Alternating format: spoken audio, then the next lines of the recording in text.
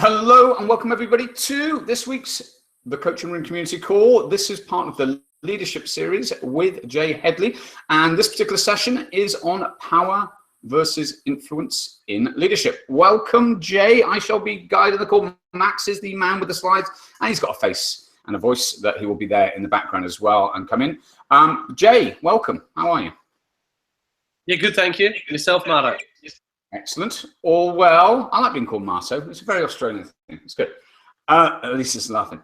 Okay, so let's begin with, who is this for? Let's begin with that, just so everyone knows if they're in the right place. So anybody who is in a leadership role or aspiring to be in a leadership role or wants to learn and understand what leadership is about, particularly self-leadership. Okay, fantastic. In which case, let us dive into the content and look at the next slide, please. The difference between power and influence. Okay. Well, let's look at leadership first, because one of the things that happens for me frequently, particularly in the field of coaching, is understand that leadership doesn't exist. So let's be really clear on it. There is no leadership. You've never seen any, you've never tasted any, you've never peed any. It does not exist. It's a nominalization. That is, it is a verb to lead that has been transformed into a pseudo-noun called leadership and made to look like a thing, but it's not actually a thing. And so a truer way of talking about leadership is leading, turning it into a verb, a doing, because leadership is a doing. It is something that you do. It is a behavior. So it's like saying, I kick things. I like kicking, then therefore I am into kickership. And so that doesn't exist. There isn't such a thing called kickership, but we don't think about leadership in those terms. So leadership is about your way of being, in terms of leading others to a place that is different, that is mismatching the status quo. So there's an understanding of leading, and leading is first and foremost about holding a vision that mismatches reality. And then being able to communicate that. So then within that, we've got power versus influence. Your own power versus your influence in leading people in a particular direction that mismatches the status quo. Great. I like that. So holding a vision that mismatches the current reality. Must. If you're not doing that, you're not leading anything. And so I think that is the starting point that makes the coaching room different. That's the way in. It's like this, the two things there, you've got the nominalization, let's deconstruct that, but you've got the whole point here is there is something within the self of the person that is seeing something that they want to communicate, and it's inherent that they need to communicate that in order for them to be leading. Absolutely. So leading is about creating and constructing and talking to and pointing at the possibility of something in the future. Managing is about the present and the past. There's a big distinction between managing and leading. Managing is about what's happening now. Leading isn't. It's about how it could be and how different to now it is. If a person is spending most of their attention and intentionality around the present moment, then they're managing, not leading. Good. Let's go on then into the piece on power versus influence. So it's a polarity. And I don't think most people get that, although I could be wrong. But power and influence are polarities. And so for me, they are polarities of attention. Where are you putting your attention? And so the apex point between power and influence for mine is authority. And so it's either I am standing in my own authority, or I'm trying to facilitate through my behaviors influencing your thoughts and feelings about your authority. So authority is what power and influence is actually about. And so influence is about persuasion, and persuasion isn't something we have any power over, because it's really the person persuading their self. And so that's where our power lies, and I'll say more about that in a bit. But there are only really 4 things that we can have any power over. And so Max is going to bring up a neurosemantic slide. Excuse me, a neurosemantic slide. This is a Michael Hall model of responsibility to responsibility for power versus influence, and where your power zone exists. So for a start, if we take one of the polarities, one of the poles, and we make that pole power, then each of us only has power over 4 things. The way we think and feel, they're our private powers, and what we say and do, they're our public powers. Everything else is influence. So we can only be responsible for those 4 things. Under responsibility means that we're not taking power over our thoughts and feelings and what we say and do, and we're giving it away to somebody else. And so no one can drive you crazy unless you give them the keys, is a saying that Colin Cox swiped with pride from somebody else. And so power is holding and maintaining ownership and authority over my thinking, my emotions, my communicating, and my actions and behaviors. They're mine. And so now, if I take responsibility for those, you can't influence me unless I allow you to. And do you see, that's not really you, that's me. So influence is up to the person being influenced as to whether or not they wish what is outside of them to have some authority over what's on the inside of them. There's the polarity. And so influence is a paradox, because you don't actually have any, like none. I have no influence over you, Martin. I have no influence over the people who are watching this or not watching this. If there's nobody watching this, I've got no influence over that. That's their decision. Whether they think I'm a dickhead or whether they think I'm highly intelligent isn't up to me.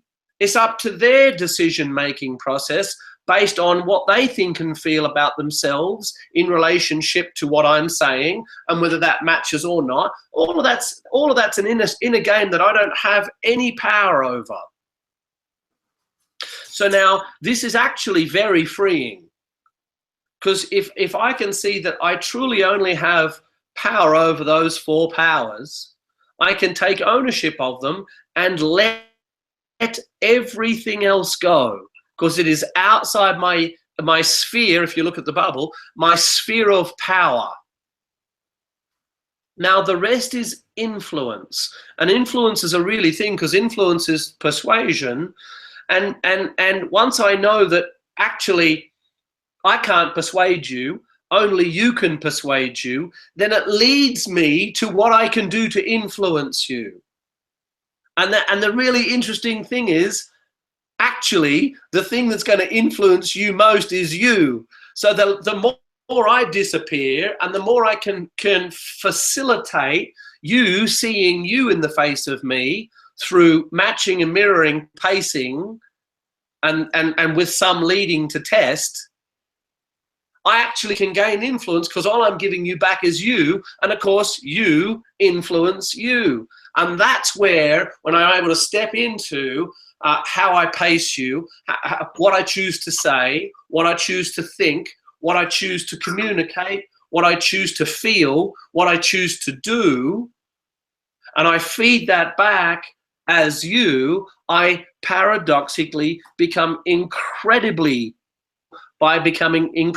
persuasive by facilitating you persuading yourself.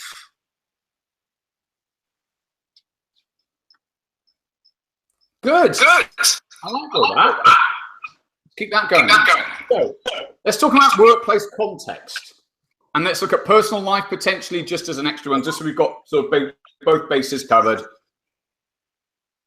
Okay, so what part of work context? That's still pretty global.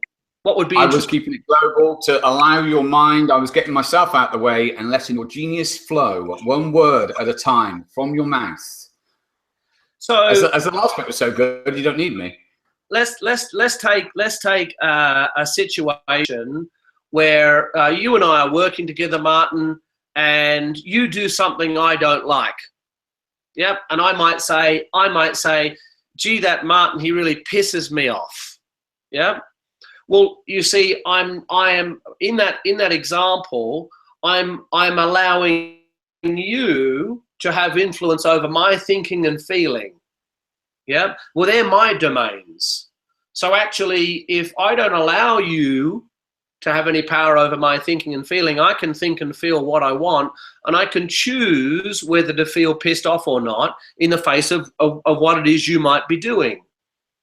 So now if you do something that would normally piss me off and I decide not to be pissed off, then I have now got influence over you, because you have no power over me. And most people, when they experience not having any control where they've previously had some through persuasion and influence, by wielding their political power, for example, it's only because I've allowed them to. And so when I stop allowing them to, they tend to turn it up even more and try and piss me off even more. But of course, it's my decision not to be pissed off. It puts me at an immense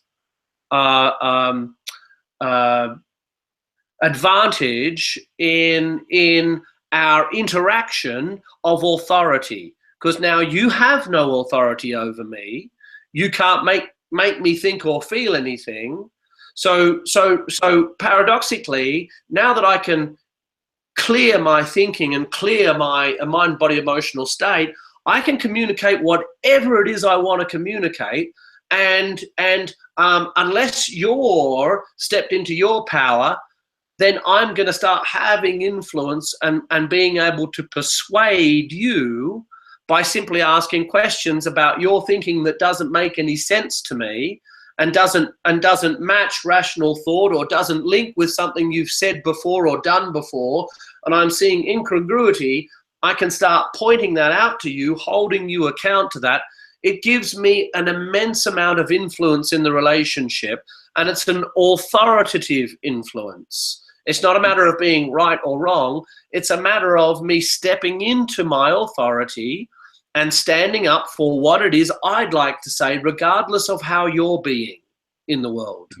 And that Almus calls it individuation and separation. Separation is now that my self-structure isn't attached to being seen in a certain way with regards to you, allows me to let go of the need to be seen and to show up as I am, and an inner authenticity starts to play itself out.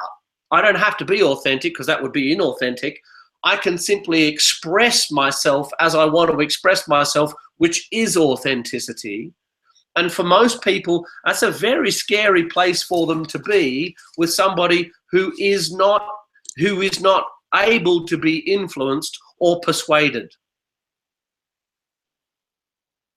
Lots of bits there, and I'm going to come to the personal bit just to give that as another example. This is great. So let's go for the questioning. Let's talk about the role of questioning, because questioning is an engagement with somebody else's model of the world. You're starting to understand. You've got a lot, you personally, Jay, and obviously people have trained around the coaching room, have got a lot of models going on. So how should they approach that situation in order to get the best, assuming that we want the best from somebody that we are then communicating with?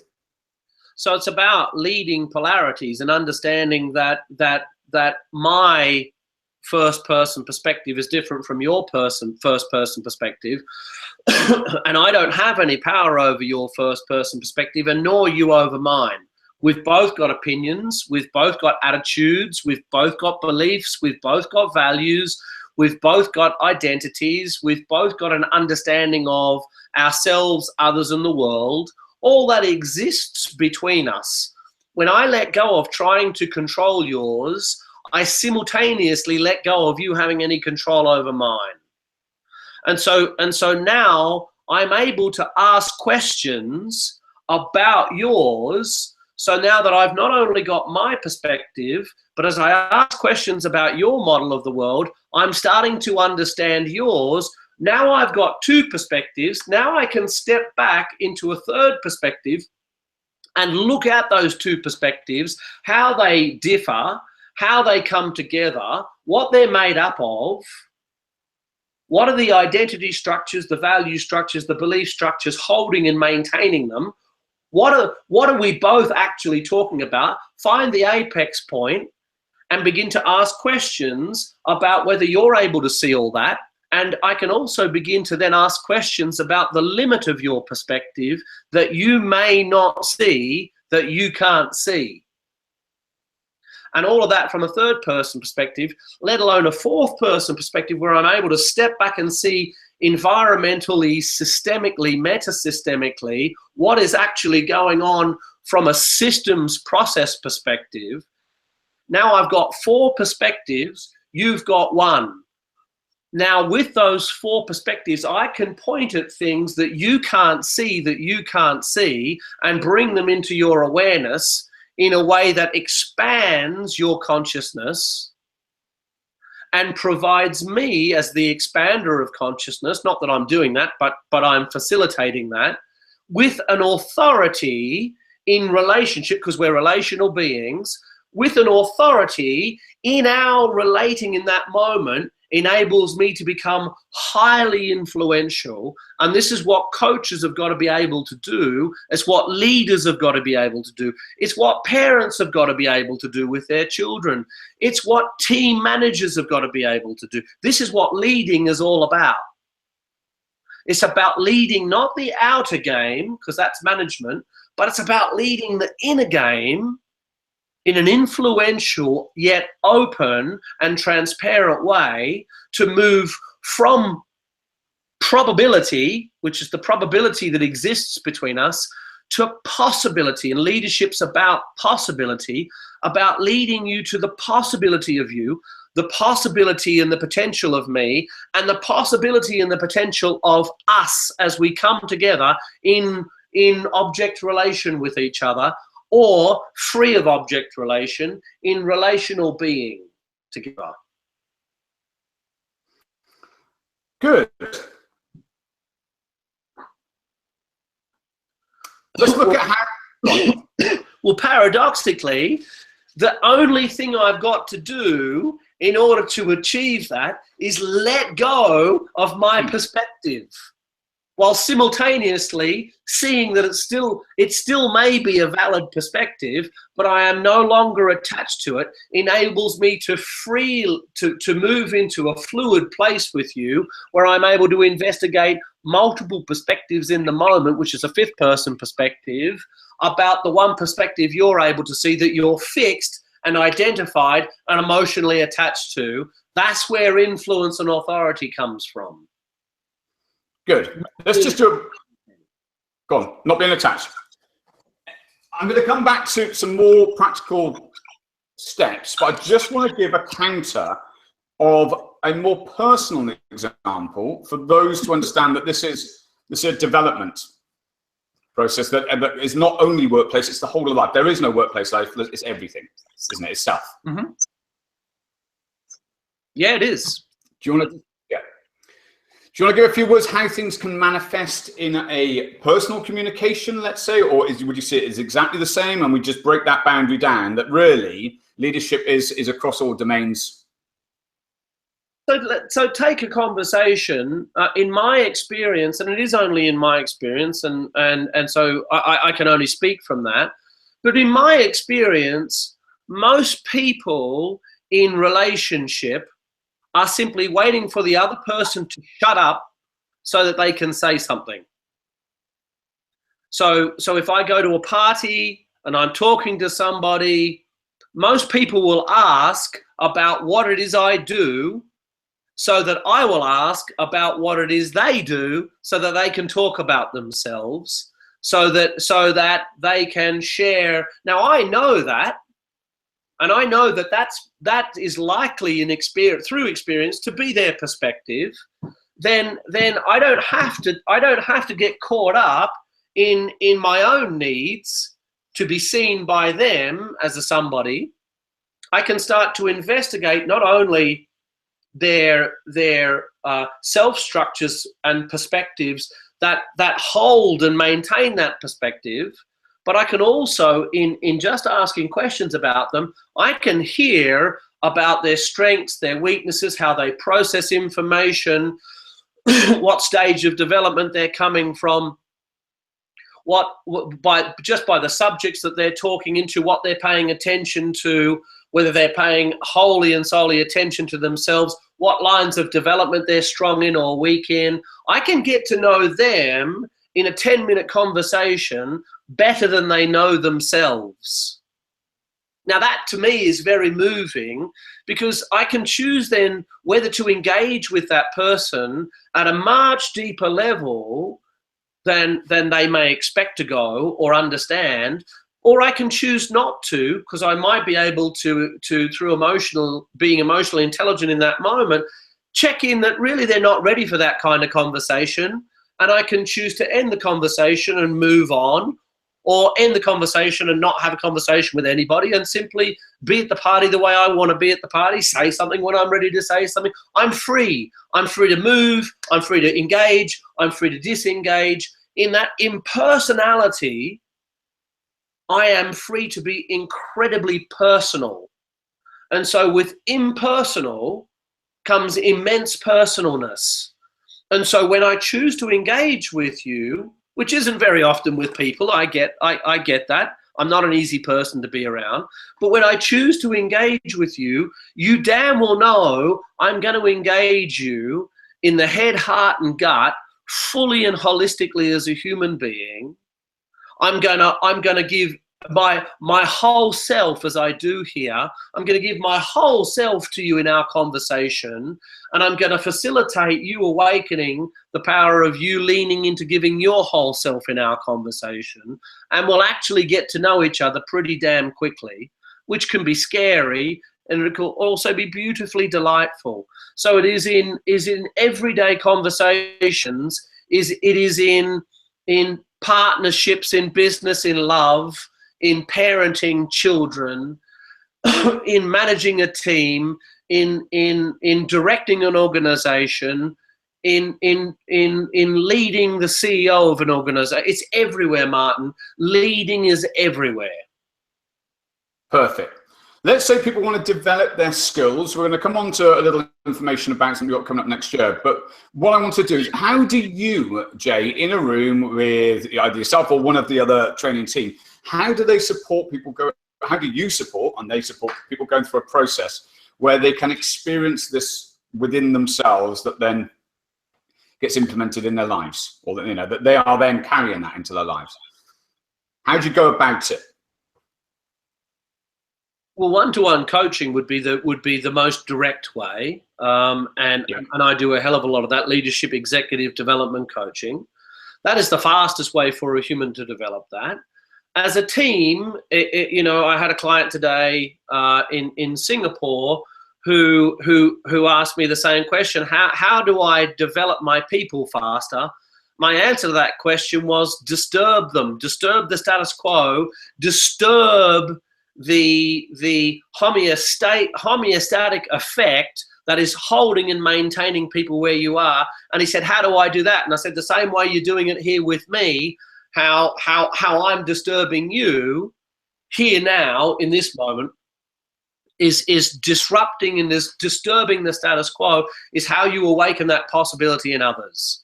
And that's part of leading. Part of leading isn't just having conversations for conversation's sake.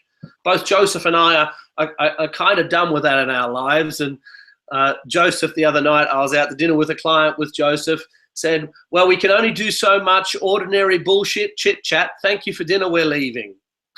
And so we got up and left after about 45 minutes. I was dying of the flu, so I was extremely happy to be getting up and leaving. But it was very funny because they just did not know what to say.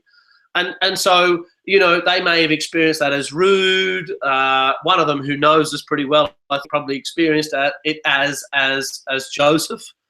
And you know, leadership is being okay with them having the thoughts and feelings in their first person perspective that they're able to have, but being separate and individual and impersonally not related, so I can come relate with them as directly and openly and transparently as I choose to. And that's the freedom. So one-to-one coaching, we run Unleashing Leaders, and in fact Maxi's going to talk in a moment about a 5-day, I think it's 5-day, Maxi will talk about it, a 5-day leadership, public leadership workshop we're kicking off in 2018 that is going to become really about freeing people and becoming enlightened leaders, and being able to be free in the way they lead people to their possibility. And so that program's coming. We're Perfect. working on it diligently. I think it's going to be an absolute rip. There you go. Great stuff. Thanks, Jay. Let's go to the next slide, which is the coaching one, I think, and then the one after is going to be the leadership. No, straight into the leadership program. So, Max, let's go. Sorry, jump back. Sorry, leadership. Well, Jay mentioned, first of all, that there is coaching available one-to-one from the coaching room. So get in touch with Max, get in touch with Jay around that if you're interested for yourself. But also within this particular program that we have on the screen, there is coaching there as well. So if you are willing to wait this long, which is not that long, it's next March, and this is going to be going, then this is the option. And if not, then get in touch about one-to-one coaching with Jay. So, Max, do you want to run through? You want what? I said, oh. So the public leadership program is going to be run twice a year in Sydney. The very first intake will be the 21st to the 25th of March 2018, and the second course will be the 21st to the 25th of November 2018. As we mentioned, it's a 5-day program, and it's really designed for leaders who want to upskill their capacity for leadership. For professionals who are promoted and perhaps in over their head, who aren't leading effectively and realize that something's missing. And so as the community may have come to know, the leadership style is that of a disruptive leadership, in terms of high performance for not only the leader themselves, but also on behalf of their teams. So it's a 5-day program, and then additional to that, there are 3 ongoing coaching sessions post the program to help our students, our leaders, to integrate what it is they've learnt and apply that into their daily lives.